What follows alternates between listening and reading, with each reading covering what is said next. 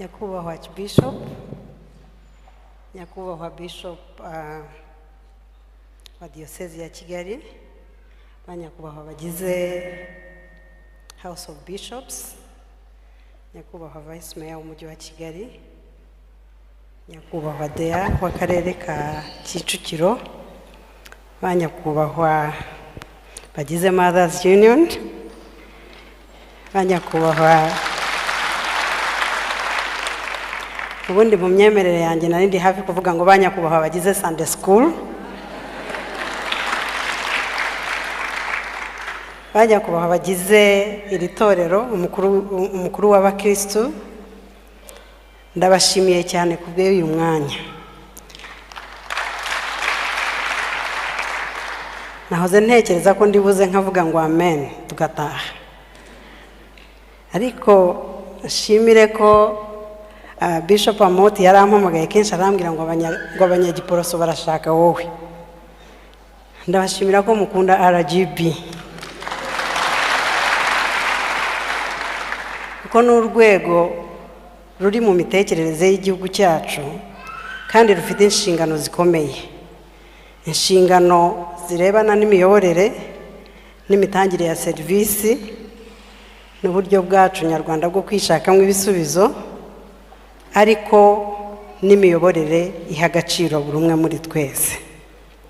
Uyu munsi ni umunsi mwiza. Ntago muri list y'abanyakubahwa navuze nashyizemo Antoine, kandi si ukumwirengagiza, kubera ko amarangamutima menshi ari muri iki cyumba azengurutse kuri Antoine Rutayisire na Penny na Kayitesi. Mugenzi wanjye kare yambwiye ngo wibuke kuri umunyapolitike, abandi bose batangiye kuzana amarangamutima nanjye yaje arambwira ngo ntujye hariya ngo urire wibuke kuri umunyapolitike. Ubwo kurira ndabiretse. Ariko Canon Antoine uri uwo gushimwa.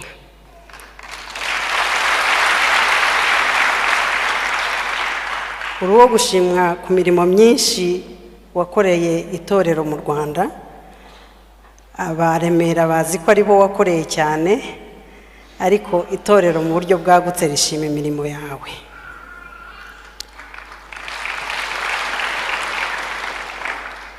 Ndabizi neza ko ntaho ugiye,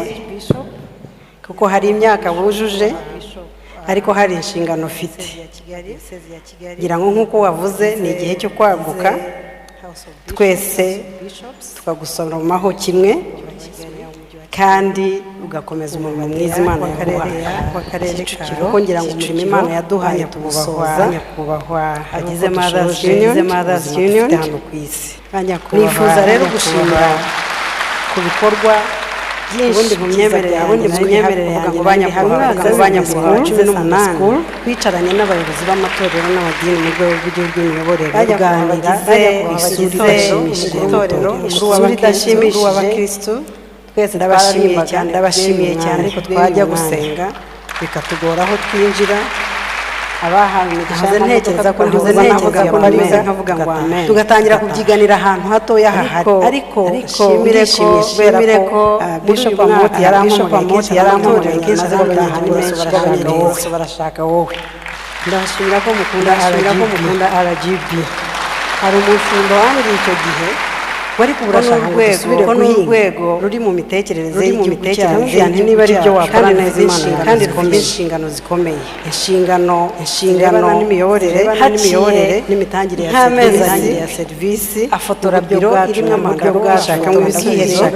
afotora hahandi hose tuterekana n'imiyoborere, arambwira ngo ndetse nasubiye mu agaciro buri umwe muri twese. Uyu munsi ni umunsi ntago muri list y'ababundi wajyanwaga n'ikizenga tubasengeraga tudashobora kumwirengagiza. Ndashima rero ko amarangamutima muri iki cyumba ari yo guha agaciro abanyarwanda no kwihesha agaciro no kwirena na Penny yaganiriye n'ubuyobozi bw'amatorero, ariko ifata inshingano zayo zo kuvuga ngo mugenzi wanjye kare yambwiye abandi bose batangiye amarangamutima nanjye yaje ngo ntujye hariya ngo urire wibuke kuri umunyapolitike, kubera ko umuryango wa Gashegu ubwo kurira ndabiretse. ntago wapfuritse igiporoso ariko Kanuna Antoine wo gushima kugeza uyu munsi uwo gushima imirimo myinshi wakoreye uburisiki yo kugonga mu itorero yaramanutse cyane abaremera bazi ko wakoreye cyane ariko itorero mu buryo bwagutse rishima imirimo yawe ariko ngira ngo nibyo Antoine yakoze neza ndabizi neza ko ntaho ugiye kuko hari imyaka wujuje ariko hari inshingano ufite ngira ngo nk'uko wavuze nk'uko yashimye abatangiye umurimo twese ari uwaguze kimwe kandi mu mwizimana yaguhaye kuko ngira ngo umurimo Imana yaduhaye tuwusoza kuko kugira ngo habeho ameza hagoje dufite hano ku isi nifuza rero gushimira ku bikorwa nk'uko rero nabivuze nanjye ndifuza mu mwaka wa 2018 ntabwo twicaranye n'abayobozi b'amatorero n'amadini miyoborere tuganira ridashimishije twese twararimbaga ariko twajya gusenga tugora aho twinjira abahawe imigisha y'amamodoka n'aho tuyaparika tugatangira kubyiganira ahantu hatoya hahari ndishimye kubera ko muri uyu mwaka amatorero tumaze bikajya mu itangazamakuru menshi kandi meza ikoresha twebwe ngo tuyibiganire netugahinze ujya mumenya ko Imana yayigaye icyo gihe ariko urashaka ngo dusubire guhinga kuko twe turaciriritse imbere yayo sibyo ibyo nagaya mujya mumenya ko Imana yabigaye kera cyane hanyuma nge na visi meya na Diane tuzashyira ameza afotora biro tuyabafu ubwiherero afotora hahandi hose tuterekana tuzakora sinasubira ngo sinasubiye guhinga sibyo ra kuko nicyo bikwiriye kuba uyu munsi rero wasengeraga aho udashobora kwerekana ndashima rero ko leta inzira yo guha agaciro no kwihesha agaciro no yaganiriye n'ubuyobozi bw'amatorero ariko ifata inshingano zayo zo kugira ngo habeho amatorero aboneye abanyarwanda itorero ntiriboneye riboneye n'igiporoso umuntu uturutse mu rwego rw'umuryango wa Gashegu wakoze ikintu cyiza ntago wapfuritse turamenyera amashyi asezera n'ayakira icyarimwe kuko amadini menshi kugeza uyu munsi nifuza no gushimira namwe mwese ni mw'iby'ukuri uburisiki yo kuguhererekanya yaramanutse byiza ariko no kugonga inzu ryasha n'igihugu kandi no kubahisha no kuziyongera ntisigaye nabyo byari ku Mana ariko kugira ngo nibyo Antoine yakoze neza amateka nayo yari ariko hari n'ikindi gikomeye dushaka kubashimira ikitugira uriya yamaze umwe nk'abantu nuko tururuhererekane hari n'abantu kuko yashimye abatangiye umurimo mwiza ari uwaguze ikibanza wakozwe ku bantu ari uwagishije ari uwubatse y'amazu imibereho bari uwashenya ya mbere icyerekezo kugira ngo habeho ameza hagomba imbaraga bari bafite twese twakoraga tugana aheza nk'uko rero nabivuze nanjye ndifuza gushima ntabwo twakubaka yewe n'abakorera muri ariya mazu ufite agaciro imbaraga zabo zari kubaka ingo zacu nziza cyane turabashimira rero mu bikorwa byiza cyane y'Uwiteka birimo amashuri isidi dufite muri iki gihugu nyinshi ntabwo nzi neza niba mwumvishije icyo akibishopu yavuze kandi n'ubwo Imana idasakuza ibera hose icyarimwe igira imwe niyitagaye inzu dukenera amajya angahe ku mwana mu cyumweru kugira ngo umwana mu itangazamakuru ikoresha hafi uturere twose mu gihugu cyacu nitugaye inzu mujye mumenya ko Imana yayigaye kurushaho mwigwingira kuko twe turaciriritse imbere yayo sibyo nagaya mujye mumenya kera hanyuma nge na visi meya na Diane ingaruka ziba nyinshi cyane ushaka ko Imana tuyabafungire byagi rero twavugaga ngo ni rimwe ubundi abenshi kandi uwo murimo tuzawukora tunezerewe kuko tuzawuhesha icyubahiro sibyo hari abayakeneye ngo kuko nicyo bikwiriye kuba bivuze. uyu munsi rero ndabashimira ko mwakoze iby'agaciro riri ku ruhembe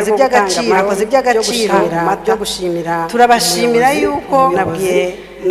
nyakubahwa Bishop Meya yarambwiye ngo na isiri n'imijyi wa Kigali ariyo bakumye bakira Karegesa ni ukuvuga ntimwita ku bana babaye gusa mwita no ku bana bakorera uyu mujyi abana b'ababyeyi bakorera uyu mujyi mu rwego rw'imiyoborere murabizi ko berayamenyera turabashimira rero kubera ariya marume ntituramenyera n'ayasezerana icyarimwe yewe mbere yo twinjira hano ngo byari kuba ikibazo kirabura ko hari igihe twari dufite nifuza no gushimira n'ibyo kubaho cy'imyaka 47 mu by'ukuri ubu tugeze kuri 60 ufite ubuhererekanye ububasha kugwingirwa n'arambu kunarishya kubahisha Imana mu kubahisha n'igihugu ntituzifuze kuramba tudakora icyo bisaba ngo twe kugwingira sibyo ra nifuje rero kubashimira kuko ariko hari n'ikindi gikomeye hano muri Kigali buriya aya mazu n'ahandi hose akimeze ko gukora hari n'abandi igisubizo gikomeye tuganira turavuga ngo ubuzima bw'abana ariko ntabwo turimo ariko nifuje umunsi kubashimira nanone mu izina bari bazengurutse ayo mazu imibereho bari bafite ku ruhare mwagize igihe icyerekezo babonaga imbaraga ingo zirenga bari bafite uyu munsi nzi neza ko imbaraga ziri mu giporoso cyiza cy'itorero muri iki kiraka cyabonetse ingo zirenga 5,000 zarasenyutse kubera ibi yewe n'abakorera muri ariya mazu imbaraga zabo zarongeye turabashimira rero ibikorwa byiza cyane mukora birimo amashuri yose araha isi dufite muri iki gihugu ntabwo nzi neza niba mwumvise Bishop yavuze byakozwe ahantu henshi igira imwe dukenera amajyangare umwana mu cyumweru reka mvuge ibyo atavuze mwabyumvishe ko atigeze avuga ibikorwa byo muri Gasabo uturere twose mu gihugu ahantu hitwa Kibagabaga hari 20 aha ni mu Giporoso ariko sinzi Kibagabaga uko tuzahira iyo umuntu agwingiye biragora cyane ko azuzura aha ni muri St Peters ariko hariya Trinity nayo irimo kwaguka cyane ingaruka ziba nyinshi cyane mu buzima bya diocese ya Gasabo byagi rero twavuga ngo gahunda benshi bo muri ariko n'ibikorwa byinshi kandi gatuma babyibuha hari abayakenera menshi meza arimo kwaguka ndashima rero kwitorera Anglikani uruhembe rwo gutanga amata turabashimira ubumwe nyakubahwa Bishop Meya yarambwiye ngo na isi wa Kigali mu mujyi wa Kigali nimwe mwayishyizeho kandi guhitamo ubumwe si uko byari bishingiye ku gutesha agaciro wita ku bana babaye gusa byari bishingiye ku mbaraga zituruka uyu mujyi abana b'ababyeyi bakorera uyu Union Plaza inshingano zabo neza na Bishop wa Gasabo turabashimira rero kubera Kigali yabyivugiye u Rwanda dufite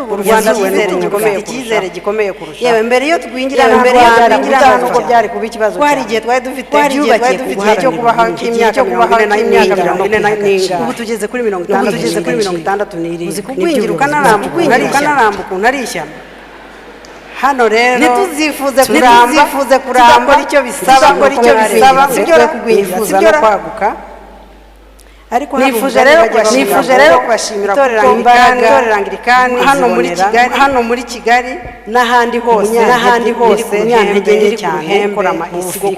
isi kandi igisubizo gikomeye ko imbaraga ziri hano ubuzima bw'abana bacu nifuje nanone kubashimira mu izina